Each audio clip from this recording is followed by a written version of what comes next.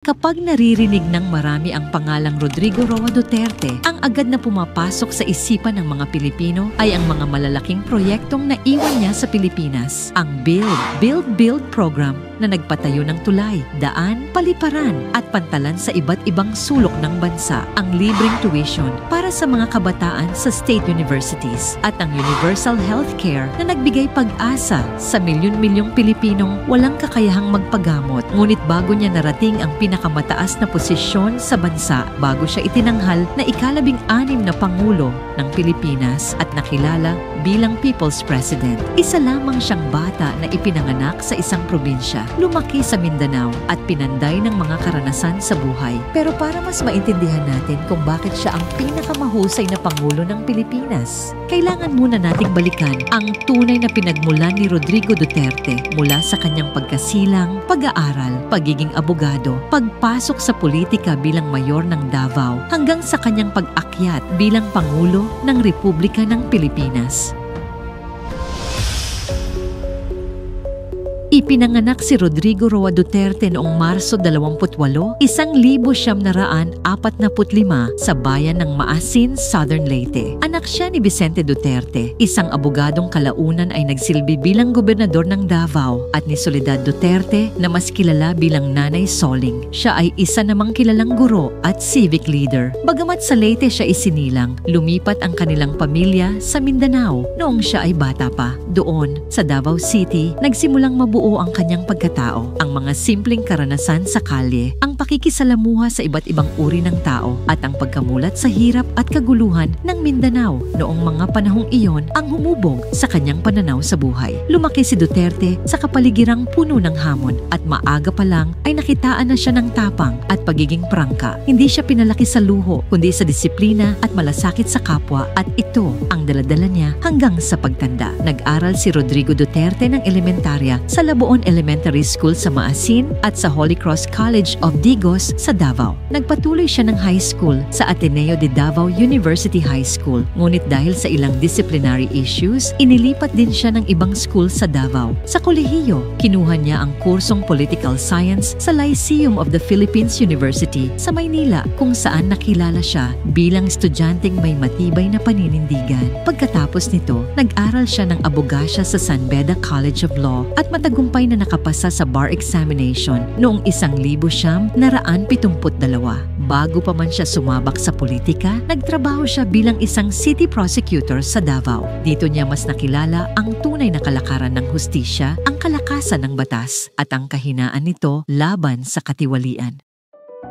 Taong 1988 nang unang maupo bilang alkalde ng Davao City si Rodrigo Duterte. Noon ay kilala ang Davao bilang isa sa pinakamapanganib na lungsod sa buong bansa, kung saan laganap ang krimen, droga at kaguluhan. Ngunit sa loob lamang ng ilang taon, unti-unting nagbago ang imahe ng lungsod sa ilalim ng kanyang pamumuno. Ipinatupad niya ang mahigpit na kampanya laban sa krimen. Nagpatupad siya ng curfew para sa kabataan, smoking ban sa pampublikong lugar at istriktong regulasyon sa mga negosyo. Hindi siya natakot harapin ang mga sindikato at kriminal, at dahil dito, bumaba ang crime rate at unti-unting nakilala ang Davao bilang isa sa pinakamalinis at pinakaligtas na lungsod sa buong Pilipinas. Isa ring malaking ambag ni Duterte ang mabilis na proseso ng business permits, ang pagkakaroon ng Davao 911 Emergency Response System, ang kauna-unahan sa bansa, at ang pagtutok sa kaayusan at disiplina ng mga tao.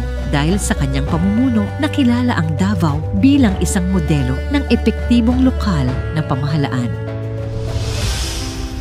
Pagkatapos ng 3 dekada bilang mayor, umangat ang pangalan ni Rodrigo Duterte sa national politics. Taong 2016, nagpasya siyang tumakbo bilang Pangulo ng Pilipinas. Sa simula, marami ang nagduda dahil isa lamang siyang mayor mula sa Mindanao, bagay na hindi normal para sa mga tumatakbong Pangulo ng bansa. Wala rin siyang koneksyon sa malalaking political clan sa Maynila. Ngunit ang kanyang prangkang pananalita, matapang na pangako na lilinisin ang bansa mula sa droga at kriminalidad at malasakit sa ordinaryong Pilipino ang nagpanalo sa kanya. Sa eleksyong iyon, nakapagtala si Duterte ng landslide victory, isang malinaw na mensahe mula sa taumbayan na sila ay handa sa pagbabago. Tinagurian siyang People's President dahil sa kanyang kakaibang estilo ng pamumuno, hindi tradisyonal, hindi elitista, kundi direkta at may malasakit sa mas nakararami. Nang maupo na siya bilang ika-16 na Pangulo ng Pilipinas, agad niyang ipinatupad ang kanyang mga pangako. Simula pa lang ng kanyang termino, naging malinaw na ito ang simula ng pinakamalalaking pagbabago sa kasaysayan ng bansa. Pag-upo ni Rodrigo Duterte bilang ika-16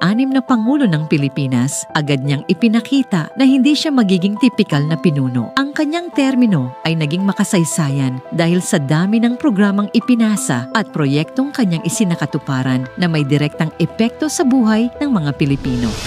1. Build, Build, Build program. Isa sa pinakamalaking programa sa ilalim ng kanyang administrasyon ay ang Build, Build, Build. Layunin nitong isulong ang malawakang infrastruktura sa bansa. Sa ilalim nito, itinayo ang mga bagong kalsada, tulay, paliparan at pantalan. Halimbawa, natapos ang Clark International Airport Expansion Project na nagbigay daan sa mas maraming biyahe at mas mabilis na serbisyo. Maraming proyekto rin ang naumpisahan tulad ng Metro Manila Subway, North-South Commuter Railway at mga tulay na nagdudugtong sa mga isla ng bansa. Ang epekto nito, mas mabilis na biyahe, mas malakas na kalakalan at mas maraming trabaho para sa libo-libong Pilipino. 2. Libreng edukasyon.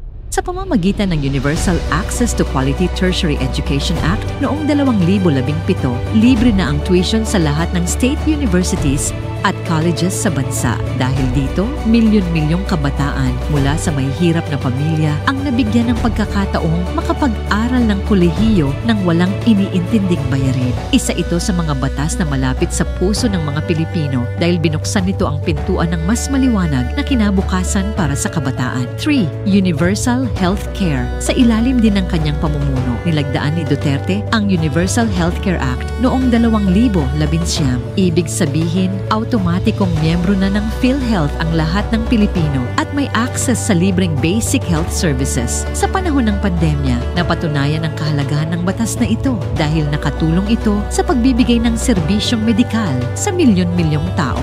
4. Bangsamoro Organic Law o mas kilala sa tawag na BOL. Isa pang malaking tagumpay ni Duterte ay ang pagpasa ng Bangsamoro Organic Law. Sa pamamagitan nito, binuo ang Bangsamoro Autonomous Region in Muslim Mindanao o BARM na nagbigay ng mas malaking kapangyarihan at autonomiya sa mga kapatid nating Muslim. Ang resulta, mas matibay na kapayapaan sa Mindanao matapos ang dekada ng kaguluhan. 5. Ease of Doing Business Act. Bilang dating mayor, alam ni Duterte ang hirap ng mabagal na serbisyo sa gobyerno. Kaya naman pinirmahan niya ang Ease of Doing Business Act para mapabilis ang proseso ng mga permits at lisensya. Malaking tulong ito, hindi lamang sa mga negosyo, kundi pati na rin sa mga ordinaryong mamamayan na dati ay namumroblema sa red tape. 6.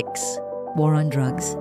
Isa sa pinaka-controversial pero kilalang kampanya ni Duterte ay ang war on drugs. Marami ang pumuna, ngunit hindi rin maikakaila na bumaba ang antas ng kriminalidad sa bansa sa kanyang termino. Para sa kanyang mga taga-suporta, ang kampanyang ito ang nagbigay ng tapang at disiplina sa lipunan at naging malinaw na mensahe laban sa droga at kriminalidad. 7. COVID-19 Response. Nang dumating ang pandemya, naging malaking hamon ito sa kanyang pamumuno. Ngunit sa pamamagitan ng mass vaccination program at pagbibigay ng ayuda sa mga apektadong pamilya, nagawa ng bansa na makabangon mula sa krisis. Sa ilalim ng kanyang utos, milyon-milyong Pilipino ang nabakunahan at unti-unting bumalik ang sigla ng ekonomiya. Sa kabuuan, ang 6 na taon ni Duterte bilang Pangulo ay puno ng konkretong proyekto at batas na nagdulot ng tunay na pagbabago. Hindi lamang ito mga plano sa papel, kundi mga gawaing ramdam ng bawat Pilipino sa kanilang pang-araw-araw na buhay.